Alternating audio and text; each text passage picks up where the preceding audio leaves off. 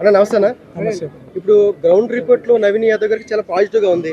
అంటే మీరు గతంలో చేసిన సర్వీస్ అనేది పబ్లిక్ బయట లో అందరూ చెప్తున్నారు, కానీ సోషల్ మీడియాలో ప్రధానంగా మీ మీద కొన్ని సోషల్ మీడియాలో పనిచేస్తుంది. దానిపై మీ అభిప్రాయం? చూడండి అమ్మా, మేము మా కుటుంబం గత 40 సంవత్సరాలుగా ప్రజలతో ఒక రిలేషన్షిప్ మెయింటైన్ చేస్తూ వాళ్ళ కష్ట సుఖాల్లో వాళ్ళకు అండగా నిలబడి ఉంటున్నటువంటి కుటుంబం మాది. మా ఫాదర్ 78 నుండి ఎన్నో సేవా కార్యక్రమాలు, ఏ అధికారము పవర్ లేకుండా ఒక సామాన్య వ్యక్తిగా ఆయన భగవంతుడు ఇచ్చిన ఆశీస్సులతో, ప్రజల ఆశీస్సులతో మీరు ఎవరైనా కనుక్కోండి, 40 ఏళ్ళుగా మా కుటుంబం ఇక్కడ ఉంది. ఇన్నేళ్ళు ఏ కుటుంబాలు రాజకీయంగా ఉన్నాయో ఆలోచన చేయాలి మీరు. ఈరోజు నవీన్ యాదవ్కి కాంగ్రెస్ పార్టీ పెద్దలైనటువంటి రేవంత్ అన్న ఆశీస్సులతో ఇక్కడ అవకాశం వస్తుంది. గత ప్రభుత్వం నాకు రాజకీయంగా అవకాశాలు రాకుండా చేసింది బీఆర్ఎస్ అప్పట్లో. సరే, ఈరోజు భగవంతుని దయ వల్ల మాకు ఈ అవకాశం, రేవంత్ అన్న మాకు అవకాశం కల్పించడంలో ఎక్కడ బీఆర్ఎస్ కానీ మిగతా పార్టీలు ఓడిపోతాయని చెప్పి ఒక భయంతో అనవసరంగా మీరు అన్నట్టు చెడు ప్రచారాలు చేస్తూ ఉన్నారు ఆన్లైన్లో. అక్కడ వాటి గురించి మేము ఆలోచించడం, ఈ అవమానాలు ఇవన్నీ గత 40 ఏళ్ళుగా మేము చూస్తున్నాము, భరిస్తున్నాము. వాటి గురించి మా లక్ష్యం అంతా కూడా అభివృద్ధి, సేవే లక్ష్యం ఉంటుంది. అట్లనే ఈ ప్రాంత ప్రజలందరూ కూడా మా కుటుంబం మీద ఒక నమ్మకం ఉంది. ఈరోజు మీరు గ్రౌండ్లో వెళ్తే మీరే అంటున్నారు చాలా పాజిటివ్ ఉంది. రేపు ప్రజలే గెలిపించే స్థాయికి వచ్చేసింది ఇప్పుడు అది. సో ఒక పక్కన కాంగ్రెస్ పార్టీ పెద్దలైన రేవంత్ అన్న ప్రజాపాలనలో చేస్తున్నటువంటి అభివృద్ధి కార్యక్రమాలు కావచ్చు, సంక్షేమ పథకాలు కావచ్చు, అవన్నీ కూడా జనాలు బాగా ఆకర్షితులైనారు. కాంగ్రెస్ పార్టీని నమ్ముతున్నారు. రేవంత్ అన్న పైన నమ్మకం పెరిగింది. రేవంత్ అన్న నాకు ఇక్కడ అభ్యర్థిగా నిలబెట్టడం పట్ల మా స్థానికుడు అవకాశం కల్పించినారు. ఈ ప్రాంత ప్రజలంతా సంతోషంగా ఉన్నారు. మాకు నవీన్ యాదవ్ దగ్గర ఎప్పుడైనా సరే నవీన్ యాదవ్ మాకు అవైలబుల్ ఉంటాడు.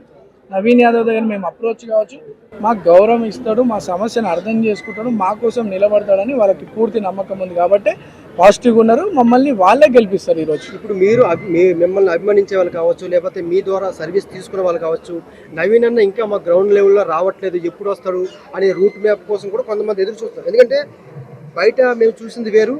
ఇప్పుడు నేను కార్మిక్ నగర్, రెహమత్ నగర్, యూసఫ్పుర చాలా బయట తీసుకున్నాను. ఆర్డర్ నరేజ్ నా ఛానల్లో వస్తుంది. సో అందరూ కూడా గ్రౌండ్ లెవెల్లో చాలా, అంటే మీతో ఎమోషనల్ బాండింగ్ అనేది ఉంది. కార్మిక్ నగర్ కొండ మీద వెళ్ళినప్పుడు కూడా చాలా మంది చెప్పారు, ఇదంతా కూడా పాజిటివ్ ఉంది. మీరు రూట్ మ్యాప్ అనేది ఇప్పుడిప్పుడే స్టార్ట్ అయింది. ఆల్రెడీ సోమాజిగూడ డివిజన్ క్లోజ్ చేస్తున్నాము, కొద్ది పార్ట్ ఆఫ్ ఎర్రగడ్డ ఇవన్నీ కూడా క్లోజ్ చేస్తున్నాము. తప్పకుండా ఈ ప్రాంతంలో డోర్ టు డోర్ నేను తిరుగుతా. ఈరోజు కొత్తగా నవీన్ యాదవ్ ఈరోజు ఈ స్థానికంగా ప్రజలు వచ్చేసింది. They are eagerly waiting. And 100% నేను డోర్ టు డోర్ వెళ్ళి ప్రజలందరినీ కూడా కలిసి కాంగ్రెస్ పార్టీకి మాకు ఒక అవకాశం కల్పించమని నేను వెళ్తాను. అన్ని ఏరియాలకు ఒకసారి పోలేను. ఇట్లా మీటింగ్స్ జరుగుతూ ఉన్నాయి, గెట్ టుగెదర్ జరుగుతూ ఉన్నాయి. అంటే డోర్ టు డోర్ క్యాంపెయిన్ కూడా స్టార్ట్ అవుతుంది. మిమ్మల్ని అభిమానించే సానుభూతి వర్కౌట్ అయ్యే అవకాశం ఉంది. కాకపోతే మీరు ఇంకా గ్రౌండ్ లెవెల్ వర్క్ చేస్తే ఇంకా అంటే ఒకటి సోదరా, ఇది ఎలక్షన్ 5 సంవత్సరాల కోసం వచ్చే ఎలక్షన్. దేనికి వస్తుంది? మన భవిష్యత్తు కానీ, రాష్ట్రం కానీ, నియోజకవర్గం కానీ, మన ప్రాంతం యొక్క అభివృద్ధి కోసం మనం ఒక మంచి నాయకుని ఎన్నుకోవాలని ఎలక్షన్స్ 5 ఏళ్ళకి ఒకసారి వస్తుంది. ఇది మన అందరి జీవితాలకు ముడిపడినటువంటి విషయం. సో ఇక్కడ సింపతి పైన ఓట్లు అడగడం అనేది కరెక్ట్ కాదు. బీఆర్ఎస్ పార్టీ గతంలో 10 సంవత్సరాల వాళ్ళ పరిపాలనలో జూబ్లీ నియోజకవర్గాన్ని కానీ, జూబ్లీ హిల్స్ ప్రజలకు కానీ ఏం చేసింది అనేది చెప్పుకొని ఓట్లు అడగమనండి. సింపతి మీద అంటే మనందరి భవిష్యత్తుకు సంబంధించినటువంటి విషయం. మన ప్రాంతం అభివృద్ధి చెందాలన్నా, ఈరోజు అధికారంలో ఉన్నటువంటి కాంగ్రెస్ పార్టీ 2 నెలలుగా 150 కోట్ల రూపాయల అభివృద్ధి కార్యక్రమాలు చేపట్టింది.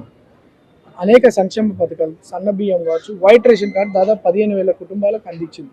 సో మా కాంగ్రెస్ పార్టీ తరఫున అభివృద్ధి కార్యక్రమాలు, అభివృద్ధి మా లక్ష్యంగా మేము ప్రజల్లోకి వెళ్తాం. వాళ్ళ సింపతి మీద వస్తే మేమేం చేయలేం. కానీ జనాలందరూ కూడా ఫిక్స్ అయినారు, మాకు అభివృద్ధి కావాలా, రేవంత్ అన్న పరిపాలన కావాలని కాంగ్రెస్ ని గెలిపించుకుంటామని చెప్తున్నారు. ఇంతకుముందు ఇండిపెండెంట్ ఉండే, ఇప్పుడు కాంగ్రెస్ అని ఒక ఆయుధాన్ని పెట్టుకున్నారు కదా, ఆ ఆయుధంతో ఎట్లా పని చేయబోతున్నారు? ఎట్లా ఆయుధం అంటే కాంగ్రెస్ పార్టీ ఆయుధమ్మా అంటున్నారు. వాళ్ళు అంటున్నారు, నువ్వు అంటున్నావు ఆయుధం అని. ఇది పార్టీ బ్రదర్. ఇంతకుముందు అంటే నాకు అవకాశం రాలేదు కాబట్టి నేను స్వతంత్ర అభ్యర్థి పోటీ చేసిన. ఇది ఒక నేషనల్ పార్టీ. ఇది రాష్ట్ర దేశ భవిష్యత్తులకు సంబంధించి తీసుకున్నటువంటి మంచి సరైన నాయకత్వాన్ని ఎంకరేజ్ చేస్తూ సమాజానికి ఉపయోగపడే లీడర్లను తయారు చేస్తుంటే నేషనల్ పార్టీ ఇది ఆయుధం అని ఎట్లా అంటారు మీరు?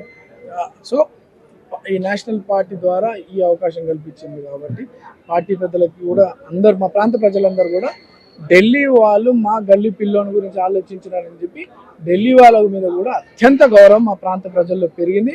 ఢిల్లీ వాళ్ళే మా గల్లీ పిల్లోని గురించి ఆలోచించినప్పుడు మా గల్లీ వాళ్ళు మా వాళ్ళని ఎన్నుకోకపోతే ఇక మా పొరపాటు అవుతుంది అని చెప్పి ప్రజలు చాలా ఆలోచిస్తున్నారు అట్లా కూడా. సో ఈరోజు వాళ్ళే గెలిపించే సమయం ఇది. 100% మీరు హైయెస్ట్ మెజార్టీతో కాంగ్రెస్ గెలవబోతుంది ఈ నియోజకవర్గంలో. తప్పకుండా తొందరలో చూస్తారు. ప్రధానంగా కొన్ని సమస్యలు అనేవి ఉండిపోయి మీరు గెలిచిన తర్వాత వాటిని ఏ రకంగా తప్పకుండా చేస్తాము. ఫస్ట్ అయితే పబ్లిక్ ఉంది అన్న, తప్పకుండా. ఇప్పుడు 3 నెలల్లోనే ఇంత గత 20 సంవత్సరాల కాని అభివృద్ధి ఈ 3 నెలల్లోనే చాలా ఎక్స్ప్రెస్ స్పీడ్ గా మనము రేవంత్ అన్న ఆదేశాలతో 3 మంత్రులు పొన్నమన్న, వివేక్ అన్న, తుమ్మల గారి ఆధ్వర్యంలో 150 కోట్ల రూపాయల వర్క్స్ డెవలప్మెంట్ యాక్టివిటీస్ శాంక్షన్ అయినాయి. 80 కోట్ల రూపాయల వరకు టెండర్లు అయితే వర్క్ కూడా జరుగుతుంది. సో పబ్లిక్ కి ఒక భరోసా కల్పిస్తున్నాం. అండ్ మా ప్రచారంలో కూడా ఈ డెవలప్మెంట్ అభివృద్ధి కార్యక్రమాల్లో తీసుకెళ్తాం. మన అభివృద్ధి కావాలంటే కాంగ్రెస్కి ఓటేయమని చెప్పి అడుగుతాం. అండ్ పక్కగా కాంగ్రెస్ పార్టీని గెలిపించుకుంటాం. షేర్ చేయండి, లైక్ చేయండి, సబ్స్క్రైబ్ చేయండి. మరిన్ని వీడియోల కోసం బెల్ సింబల్ పై క్లిక్ చేయండి.